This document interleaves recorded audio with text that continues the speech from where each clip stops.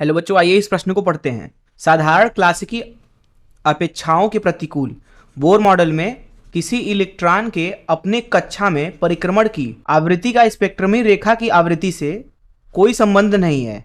स्पेक्ट्रमी रेखा की आवृत्ति h द्वारा विभाजित दो कक्षीय ऊर्जाओं के का अंतर होता है। बड़ी क्वांटम संख्याओं n से n-1 तक, n जो है वो क्या है, बहुत बड़ा लेने पर कि मध्य संक्रमणों में दोनों के समान हो जाते हैं जैसा कि अपेक्षित है। तो आइए इस प्रश्न पे हम विचार करते हैं। इसकी मुख्य उदाहरण को देखते हैं हम। मुख्य अवधारणा।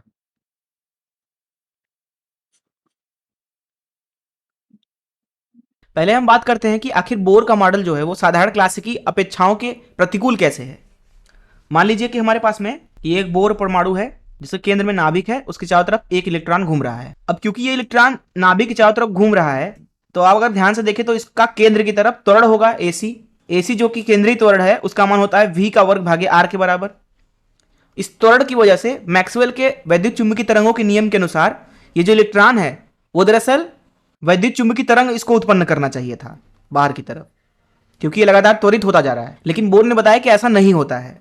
इसकी वजह से जो साधारण क्लासिकी की अपेक्षाएं हैं कि जो इलेक्ट्रॉन है वो त्वरित हो रहा है तो वो उत्सर्जित करेगा विकिरण, वो और बोहर का जो परमाणु मॉडल है, बोहर का जो सिद्धांत है कि नहीं, इलेक्ट्रॉन कुछ विशेष कक्षाओं में घूमता है और कक्षाओं में घूमते हुए वह विकिरण का उत्सर्जन नहीं करता है। वह विकिरण का उत्सर्जन तभी करता है जब वो अपनी कक्षा को बदलता है, अर्थात उच्च ऊर्जा से निम्न ऊर्जा कक्ष में आता है। तो ये दोनों ही सिद्धांतों में विरोधाभास उत्पन्न हो गया। जो इलेक्ट्रॉन घूम रहा है, मैक्सवेल के अनुसार जो ये वैद्युत चुंबकीय तरंगे उत्पन्न करेगा उसकी जो आवृत्ति है वो बराबर होनी चाहिए थी इस इलेक्ट्रॉन के इस कक्ष में घूमने के आवृत्ति के बराबर। अर्थात अगर उसके घूमने का अगर आवर्तकाल हम t मान लें तो जो यहाँ पे विकिरण उत्पन्न हुआ है वो 1/t होना चाहिए था उसकी आवृत्ति, पर ऐसा वास्तविक रूप में नहीं होता है। ऐसा वास्तविक रूप में हो जाता है एक बार जब n जो है वो बहुत बड़ा हो। इस चीज को अभी हम हल में देखेंगे। कुछ चीजें और समझते हैं हम बोहर परमाणु के लिए। तो ये हमारा बोहर परमाणु है जिसमें मान लीजिए कि nवें कक्ष में जो इलेक्ट्रॉन है वो घूम रहा है। तो बोहर कक्ष के सिद्धांत के अनुसार इलेक्ट्रॉन की अगर गति v है और वो r त्रिज्या में घूम रहा है तो उसका जो कोणीय संवेग है mvr, m जो है इलेक्ट्रॉन का द्रव्यमान है, वो बराबर होना चाहिए था h भागे 2 पाई के पूर्ण गुणज के। तो यहाँ n लगा देते हैं, ये वह एक पूर्णांक है। तो यहां से हम बोल सकते हैं कि जो हमारे पास में गति होगी वो हो जाएगी nh भागे 2 पाई mr के बराबर। अब जो r है बोहर ने दिया था उसको r0 n का वर्ग के बराबर। तो यहां से हम देख सकते हैं कि v का मान हो जाएगा nh भागे 2 पाई m r0 n का वर्ग। यहां पे अगर हम आवर्तकाल लिखना चाहें तो आवर्तकाल हो जाएगा 2 पाई r भागे v, अर्थात समय बराबर दूरी बटे चाल। तो यहां लिखेंगे 2 पाई r भागे v का मान हम यहां से उठा के डाल देते हैं तो nh है और ऊपर आ जाएगा 2 पाई m r0 n का वर्ग। अब यहां से r का हम पुनः मान यहां पे रख देते हैं r0 n का वर्ग। तो हमें यहाँ पे आवर्तकाल का मान मिल रहा है t बराबर 4 पाई का वर्ग गुणे m गुणे r का वर्ग भागे nh। यहाँ r की जगह पे हम रख देंगे r0 n का वर्ग, तो यहाँ पे मिलेगा r0 का वर्ग गुणे n की घात 4। तो यहाँ से बोल सकते हैं कि t का मान मिलेगा t बराबर 4 पाई का वर्ग गुणे m r0 का वर्ग गुणे n की घात 3 भागे h। तो हम बोल सकते हैं कि जिस आवृत्ति से ये इलेक्ट्रॉन नाभिक के चारों तरफ घूम रहा है वो हो जाएगा f बराबर 1 भागे t, जो कि हो जाएगा h भागे 4 पाई का वर्ग गुणे m r0 का वर्ग गुणे n की घात 3। कुछ चीजें और समझते हैं, इसको हम समीकरण 1 बोल देते हैं। ये f जो है वह आवृत्ति है जिस आवृत्ति से इलेक्ट्रॉन नाभिक के चारों तरफ घूम रहा है nवें कक्ष में। अब यहाँ पे हम अगर इलेक्ट्रॉन की ऊर्जा लिखना चाहें nवें कक्ष में तो वह हो जाएगा उस कक्ष में जो भी स्थितिज ऊर्जा है वो धन, उस कक्ष की जो भी गतिज ऊर्जा है वो। गतिज ऊर्जा अगर इलेक्ट्रॉन की nवें कक्ष में लिखना चाहें तो वह होगा m nवें कक्ष की जो भी चाल है वो उसका वर्ग भागे 2। अब यहाँ पे इलेक्ट्रॉन क्योंकि नाभिक के चारों तरफ घूम रहा है तो केंद्र की तरफ जो यहाँ पे बल होगा वो होगा mv का वर्ग भागे r। अब वह बल इसे मिल रहा है स्थिर वैद्युत बल के द्वारा, तो ये हो जाएगा ke का वर्ग भागे r का वर्ग। तो इसलिए यहाँ पे मिल रहा है mv का वर्ग बराबर ke का वर्ग भागे r। तो यहाँ पे हम mv के वर्ग के जगह पे रख देते हैं। इधर से अगर देखें तो ke का वर्ग भागे r है nवें कक्ष की त्रिज्या। वही अगर हम यहाँ पे स्थितिज ऊर्जा लिखना चाहें अर्थात un तो वह होगा ऋण ke का वर्ग भागे r के बराबर। तो यहां से आप देख सकते हैं कि जो स्थितिज ऊर्जा है वो दरअसल है ऋण 2 गुणे गतिज ऊर्जा। तो यहां उस चीज को डाल देते हैं तो हमें En का मान मिलेगा, अर्थात nवें कक्ष की कुल ऊर्जा इलेक्ट्रॉन की ऋण Kn के बराबर, जिसका मतलब है कि En आपको मिल रहा है ऋण m Vn का वर्ग भागे 2 के बराबर। अब हमें यहाँ पे गति पता है ये वाला, तो उसको उठा के यहाँ पे डाल देते हैं तो हमें En का मान मिल रहा है En बराबर, जैसे ही आप गति डालते हैं यहाँ मिलता है आपको h का वर्ग भागे 8 पाई का वर्ग गुणे इलेक्ट्रॉन का द्रव्यमान गुणे r0 का वर्ग गुणे n का वर्ग। तो ये मिल गया आपको nवें कक्ष की ऊर्जा। बोहर परमाणु को हटाकर अगर अब हम बात करते हैं फोटोन के बारे में, तो जो एक फोटोन होता है, ये मान लीजिए एक फोटोन है, तो जो इसकी आवृत्ति होती है अगर वो म्यू है तो इसकी ऊर्जा लिखी जाती है E बराबर h म्यू के बराबर। अब अगर बोहर परमाणु में मान लीजिए एक उच्च ऊर्जा कक्ष है और एक निम्न ऊर्जा कक्ष है, उच्च ऊर्जा कक्ष से निम्न ऊर्जा कक्ष में अगर इलेक्ट्रॉन आता है तो वो क्या करता है, एक फोटोन का उत्सर्जन करता है। वो फोटोन का ऊर्जा जो होगा, जिसको हम डेल्टा E बोल देते हैं, वो बराबर होगा, मान लीजिए इस कक्ष की ऊर्जा E2 है, इस कक्ष की ऊर्जा E1 है, तो ये फोटोन की ऊर्जा हो जाएगी E1 ऋण E2, इसका संख्यात्मक मान। तो इसी चीज का हम यहाँ पे इस्तेमाल करेंगे।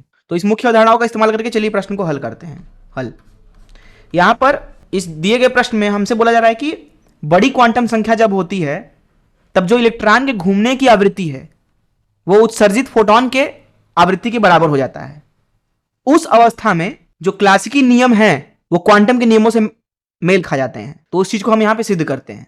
मान लीजिए ये हमारा नाभिक है, उससे दूर मान लीजिए ये हमारा जो कक्ष है वो nवां कक्ष है, ये मान लीजिए कि n ऋण 1वां कक्ष है और इससे आगे nवां कक्ष है, nवां कक्ष। मान लेते हैं कि एक इलेक्ट्रॉन जो है वो इससे कूद कर इधर आता है, तब यह क्या करता है, विकिरण का उत्सर्जन करता है।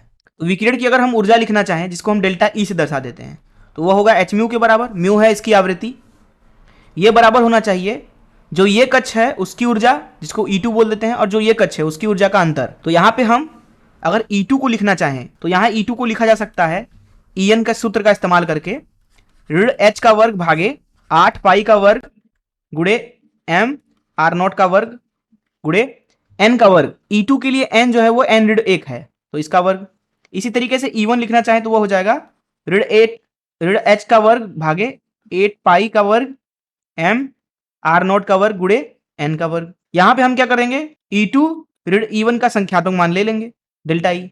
तो यहां से हमें h म्यू का मान मिल रहा है, h म्यू बराबर h का वर्ग भागे 8 पाई का वर्ग m r0 का वर्ग और यहां अंदर आएगा 1 बटा n ऋण 1 का वर्ग ऋण 1 बटा n का वर्ग। ये हो गया संख्यात्मक मान। तो यहां से जो आपको आवृत्ति मिल रहा है उत्सर्जित फोटोन की वो मिल रही है h से दोनों तरफ एक h कट जाएगा तो h ऊपर आएगा भागे 8 पाई का वर्ग गुणे m r0 का वर्ग और यहां अंदर मिल रहा है आपको n का वर्ग गुणे n ऋण 1 का वर्ग और यहां ऊपर है n का वर्ग ऋण n ऋण 1 का वर्ग। तो इस चीज को हम लिख सकते हैं म्यू बराबर h भागे 8 पाई का वर्ग गुणे m r0 का वर्ग और यहां अंदर आ जाएगा n का वर्ग ऋण n का वर्ग ऋण 1 धन 2n भागे n गुणे n ऋण 1 का पूरा वर्ग। तो यहां से आपको आवृत्ति मिल रहा है उत्सर्जित फोटोन की म्यू बराबर h भागे 8 पाई का वर्ग गुणे m r0 का वर्ग और यहां मिल रहा है, यहां ये n का वर्ग n के वर्ग से कट जाएगा, इधर बचेगा 2n ऋण 1 भागे n गुणे n ऋण 1 का वर्ग। ये हो गया उत्सर्जित फोटोन की आवृत्ति। प्रश्न में बोला जा रहा है कि जो यहाँ पे n है वो बहुत ही बड़ा है। n बड़ा होने का मतलब है ये बहुत बड़ा है 1 से। इस अवस्था में जो यहाँ पे 2n ऋण 1 है उसको लगभग 2n के बराबर लिख सकते हैं और n ऋण 1 है उसको लगभग n के बराबर लिख सकते हैं।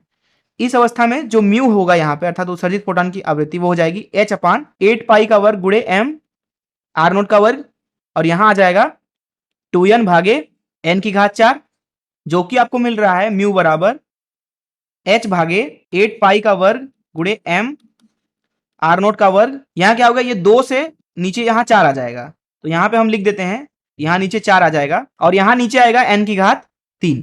तो इस तरीके से जब n बड़ा होगा तो उत्सर्जित फोटोन की आवृत्ति हो जाएगी h भागे 4 पाई का वर्ग m r0 का वर्ग गुणे n की घात 3। अब अगर हम बात करें nवें कक्ष के लिए जो फोटोन घूम रहा है अपनी कक्ष में उसकी आवृत्ति की अर्थात f की, तो जैसा कि हमने उसकी बात की थी मुख्य अवधारणा में, ये रहा समीकरण 1। ये होता है h भागे, यहां पे लिख लेते हैं हम उस चीज को, h भागे 4 पाई का वर्ग गुणे m r0 का वर्ग और n की घात 3। n की घात 3। तो यहां पे अगर आप ध्यान से देखें तो जो म्यू है वो है उत्सर्जित फोटॉन की आवृत्ति, और जो f है वो है इलेक्ट्रॉन के नाभिक की चारों तरफ घूमने की आवृत्ति। ये दोनों आपस में बराबर है। ऐसा तब हुआ जब n जो है वो बहुत ही बड़ा है। तो इस तरीके से हम देख सकते हैं कि जब n बड़ा होता है तो उस वक्त क्लासिकी जो नियम होते हैं वो दरअसल क्वांटम के नियमों से मेल खाने लगते हैं। इस चीज को हमने सिद्ध कर लिया और यही हो जाएगा इस प्रश्न का हल। मैं आशा करता हूं कि आपको इस प्रश्न का हल जरूर समझ में आया होगा। धन्यवाद।